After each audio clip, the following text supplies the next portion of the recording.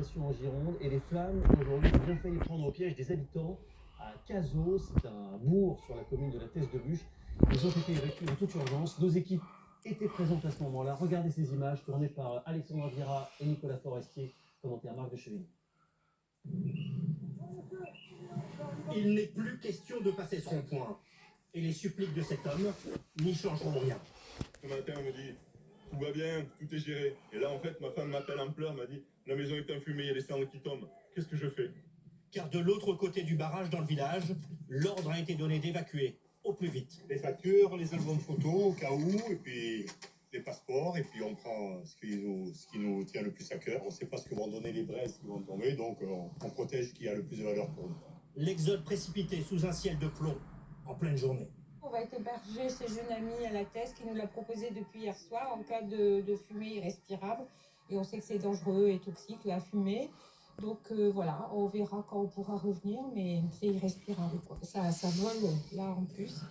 4000 habitants ont été évacués dans l'après-midi. Et pour cause, le feu n'est désormais plus qu'à quelques dizaines de mètres des maisons, vers lesquelles les pompiers se précipitent pour tenter de les sauver. Pendant ce temps, dans la forêt, les pompiers militaires de la base aérienne voisine s'activent. Le but, c'est bien d'arroser partout pour pas qu'il y ait de saute de feu. Pour pas que le feu passe de l'autre côté.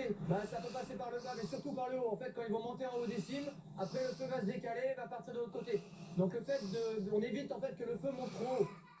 Ce véhicule transporte 10 000 litres d'eau, 2 fois plus qu'un Canadair. Un engin précieux sur le terrain. C'est bon? Donc là voilà, c'est l'avantage, en quelques secondes on a réussi à arrêter un feu qui malheureusement pour lui avec son saupon, il aurait mis beaucoup plus de temps.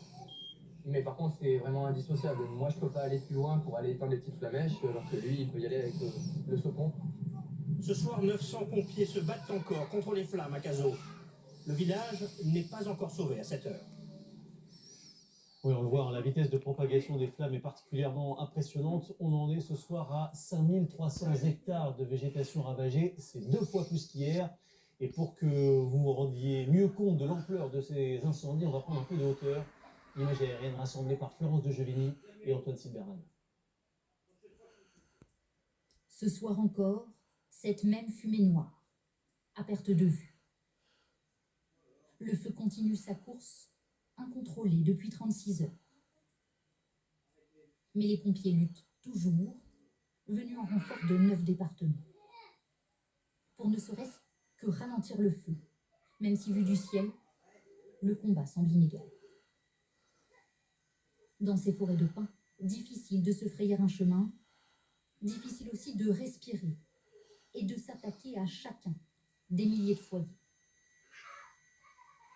Cet incendie ravage les alentours de Landiras et a déjà laissé sur son passage plus de 2000 hectares brûlés. Putain. Sur ces images filmées depuis un hélicoptère de la sécurité civile, impossible de compter le nombre de départs de feu. Les flammes se propagent par la cime des arbres, d'un pin à l'autre, et rien ne semble pouvoir les stopper. Pas même les Canadair, seuls, à oser survoler le brasier.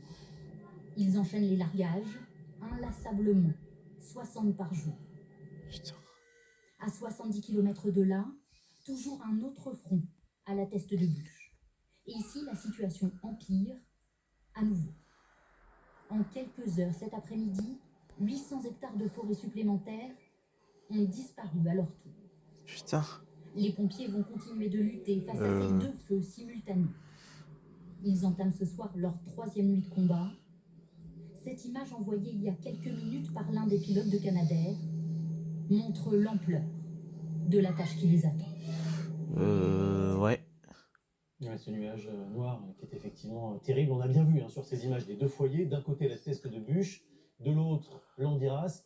Et c'est là qu'on va aller maintenant à Landiras, aux côtés des pompiers qui se battent dans des conditions particulièrement difficiles, en pleine canicule, putain, c'est incroyable. De cette forêt de pins ultra inflammable. Ouais. Et ils commencent à être épuisés, comme l'ont constaté Léa Merlier, Marine Baer et Cléa Jaune.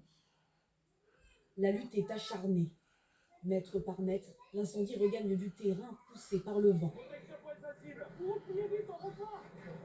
Rien à faire, les arbres s'embrasent les uns après les autres. Le feu ne laisse aucun répit aux pompiers. Parfois, la reprise est tellement violente que nos moyens ne sont pas suffisants. Et là, bien, on doit se replier pour se repositionner en arrière et remettre des véhicules et retenter une action avec beaucoup plus de moyens. Donc aujourd'hui, cette difficulté-là, c'est d'avoir des moyens partout sur un feu gigantesque tel que l'on a aujourd'hui, qui fait plus de 2000 hectares. Beaucoup d'entre eux sur le terrain aujourd'hui ont combattu les flammes toute la nuit. Les appels d'urgence s'enchaînent pour le commandant Mignot, venu en renfort de Charente-Maritime. Il est en première ligne. Donc là, on calme le feu et après, on reprend nos moyens pour aller se repositionner sur d'autres endroits. Le combat est éprouvant. Au plus près du feu, les températures frôlent les 80 degrés. Le feu, il est assez virulent et ce qu'il a. 15 heures plus tard, Ouais. le brasier est toujours incontrôlable. Putain, quel brasier. Au niveau de la position initiale, donc se trouve où? Le terrain difficilement accessible complique le travail des pompiers. Ouais, en plus. Donc le risque est quand même assez élevé, donc on ne fait pas trop rentrer parce que nous on ne travaille pas avec des véhicules pénétrants. Les soldats du feu doivent être partout, s'attaquer aux reprises tout en protégeant les zones encore épargnées. La sécurité Au civile. milieu des fumées, ils aspergent ce liquide rose pour préserver les pins encore intacts. Quelques hectares, pour l'instant sauvés des flammes. Et toujours dans ce secteur de l'Andiras, mais du côté des habitants maintenant à Guillos, ils ont dû quitter leur maison et la commune Guillos. transformée en quelques minutes en village fantôme. Et certains de ces habitants ont pu retourner chez eux aujourd'hui. Henri Dreyfus, Ah bah tant mieux. Claire Joanneau et Hélène Massieu. Et voilà. La première impression vous saisit immédiatement. Le silence qui règne à Guillos est pesant. Depuis 48 heures, ce village est désormais fantôme. Des colonnes de pompiers le traversent furtivement, mais les 400 habitants ont disparu. Seuls quelques réfractaires font encore office de vigie. Là, ça fait rien, ça. C'est juste pour pas que ça se consume vers là. C'est tout. Sinon, face au feu, c'est juste pour sauver le peu qu'on peut sauver, quoi. Mais sinon, ça fait rien du tout. Hein. Au compte-gouttes, les gendarmes autorisent de rares habitants à repasser chez eux pour récupérer l'indispensable. Compte-gouttes. Cet après-midi, c'est au tour de Cédric. Il vient chercher l'appareil à oxygène de sa grand-mère. Elle l'a pas depuis 2 jours. Donc oui, c'est indispensable, surtout l'inhalation des fumées. Accompagnés par sa tante, ils essaient de contrecarrer l'impatience de Christiane, 84 ans. Et déjà ce matin, tu voulais que je la ramène